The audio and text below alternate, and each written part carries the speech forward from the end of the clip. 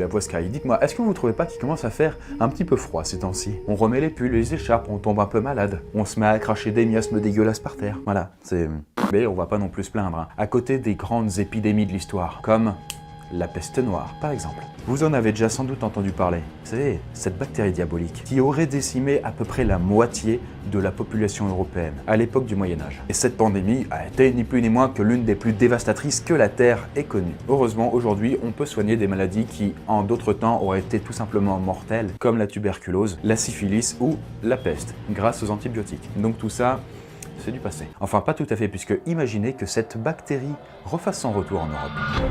Est-ce que nous serions suffisamment préparés pour y faire face? Ou pensez-vous qu'on assisterait encore une fois à une véritable hécatombe? Oui, parce que quand même, pour vous refaire un peu le portrait, à l'époque, c'était des milliers et des milliers de cadavres qu'on pouvait voir s'entasser dans les rues. C'était clairement pas une époque joyeuse, hein. Et là, vous dites que de toute façon, c'est impossible, puisque avec les progrès de la médecine, les antibiotiques, tout ça, ça peut pas revenir. Alors, oui, mais il faut quand même savoir que depuis quelques années, l'OMS, l'Organisation mondiale de la santé, organise une semaine complète pour un bon usage des antibiotiques. Et vous savez que les antibiotiques, c'est pas automatique, vous avez déjà entendu cette phrase. Eh ben, c'est tout à fait vrai, et c'est pour éviter que certaines bactéries, comme celle par exemple à tout hasard de la peste, ne deviennent peut-être un jour incontrôlables et qu'on se retrouve sans médicaments efficaces pour soigner les maladies qu'elles provoquent. C'est ce qu'on appelle donc l'antibiorésistance, et c'est aussi pour faire une prévention sur le sujet que cette vidéo-ci a été réalisée en partenariat avec le laboratoire Sanofi. Bah oui, puisque certaines bactéries ont la fâcheuse habitude de muter et de devenir peu à peu de plus en plus résistantes aux antibiotiques. Et si de votre côté vous en prenez du coup des antibiotiques et que vous n'en avez pas besoin en réalité, lorsque vous attrapez un virus comme par exemple la grippe, eh bien vous ne faites qu'aider les bactéries résistantes à l'intérieur de votre corps à se développer et devenir de plus en plus coriaces grâce à un phénomène de sélection, un peu comme la sélection naturelle si vous voulez, où la nature sélectionnait les espèces les plus résistantes. Là c'est un peu la même chose vis-à-vis des bactéries. Et à terme, dans le pire des scénarios, ça pourrait valoir le retour d'épidémies infectieuses qu'on pensait complètement oubliées. Et donc, voyons ensemble ce qui pourrait se passer en cas de retour de l'une des maladies les plus terribles et meurtrières que l'humanité ait eu à affronter en 360 secondes.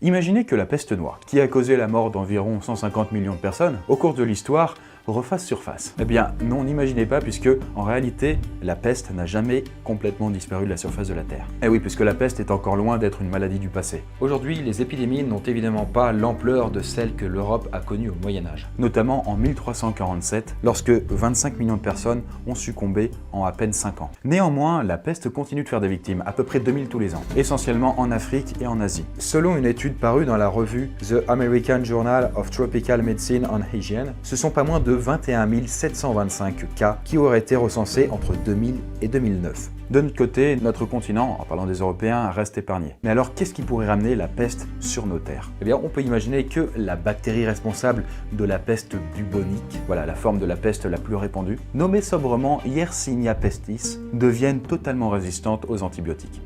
Bon, pour l'instant, ce n'est pas le cas, mais imaginons qu'après des années ou des décennies de prise de médicaments, cette bactérie finisse par évoluer, par muter, pour ne plus réagir aux antibiotiques. La peste deviendrait alors une maladie incurable et une arme bactériologique potentielle.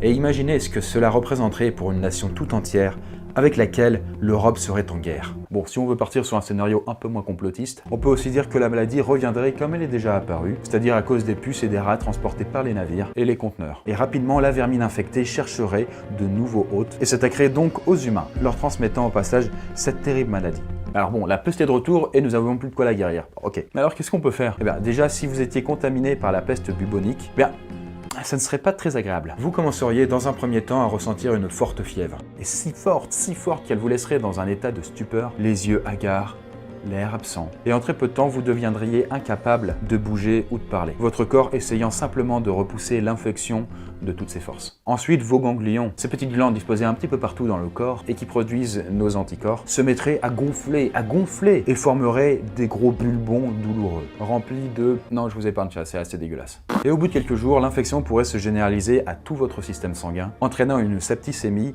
et dans de nombreux cas, la mort. Voilà, tout ça à cause d'une piqûre de puce. Et il y en a encore qui disent que c'est pas la petite bête qui va bouffer la grosse. Bon, mais ne paniquez pas. Si cette pathologie devait faire son retour en Europe, nous serions mieux préparés pour l'accueillir qu'au XIVe siècle. Puisque aujourd'hui, nous savons les façons dont elle se propage, ce qui n'était pas le cas au Moyen-Âge, lorsque les médecins de l'époque utilisaient des herbes aromatiques et puis des saignées pour soigner les patients. Ce qui, souvent, les précipitait tout droit vers l'autre monde. Et donc la première mesure prise par les autorités serait sans doute de limiter les déplacements de la population, pour éviter que l'épidémie ne s'étende à d'autres régions ou pays. Et les personnes résidant dans les zones infectées verraient alors les gares se fermer, les aéroports cesser de fonctionner et les péages d'autoroutes se bloquer jusqu'à ce que l'épidémie soit contrôlée. Impossible de partir en vacances ou de fuir si vous habitez une zone touchée par la maladie. Il manquait plus que ça quoi. Il faudra rester chez vous et éviter tout contact avec les porteurs de la bactérie. Et on peut aussi imaginer, pour que la majorité de la population ne soit pas touchée par l'épidémie, que les gouvernements mettraient en place de gigantesques campagnes de dératisation et de désinsectisation. Toutes les maisons et tous les immeubles auraient l'obligation d'être traités et débarrassés des animaux susceptibles de transporter des puces. Et de façon générale, les habitants devraient se tenir éloignés des bêtes à risque et signaler leur présence s'ils en rencontraient une. Vous aurez tout intérêt donc à faire rentrer vos animaux de compagnie, que ce soit chien, chat, etc., à l'intérieur de votre foyer, si vous ne voulez pas que vos voisins s'en occupent par peur de contamination. Et oui, puisque évidemment tout le monde serait un peu sur les nerfs et il est possible que certains aient un peu la gâchette facile à la vue de, à tout hasard, un chien errant. Et pouf, adieu Médor. Quoi qu'il en soit, cette situation coûterait la vie à sans doute des dizaines de milliers d'animaux. Mais bien évidemment, les cas de peste se multipliant dans le pays, un état de crise sanitaire serait rapidement déclaré. Tous les États concernés se concentreraient sur la lutte contre la maladie, car les anciennes pandémies ont laissé une sacrée trace dans l'imaginaire collectif moderne.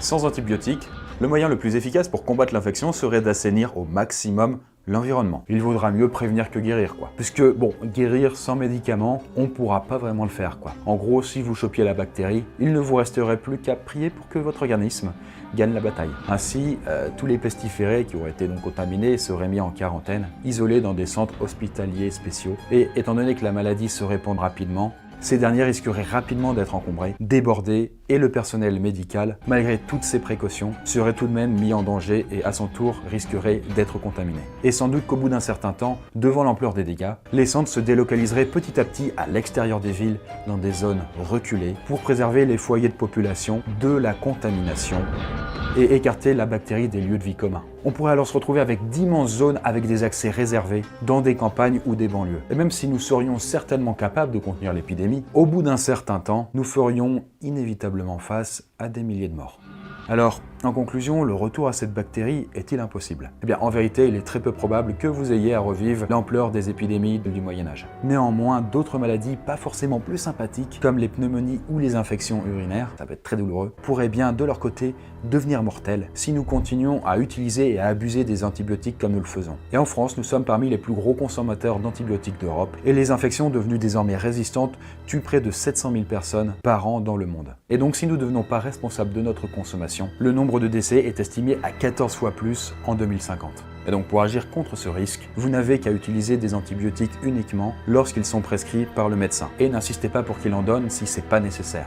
Ça ne servira à rien. Et de manière générale, suivez votre traitement jusqu'au bout, même si vous vous sentez mieux.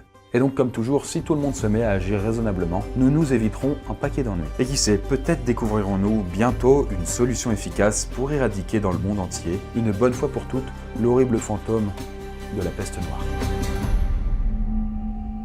Voilà, j'espère que ce sujet tout à fait sain vous aura intéressé. Et petit bonus hors vidéo, je vous mets dispo en description un petit jeu jouable sur smartphone. Dedans, vous allez devoir lutter contre des bactéries et des virus. Voilà, vous me voyez en train de jouer. Et on voit très bien qu'en utilisant les antibiotiques non appropriés sur les mauvaises bactéries, ça a tendance à les rendre plus coriaces. Et sur les virus, aucun effet, comme on l'avait répété. Bref, je vous ai mis le lien en description si vous voulez tester ça. Et étant donné que toujours 50% des Français ne savent pas que les antibiotiques sont inefficaces contre les virus, eh bien se renseigner un peu, ça peut pas faire de mal. Et ça peut nous éviter quelques futures épidémies dégueulasses, hein.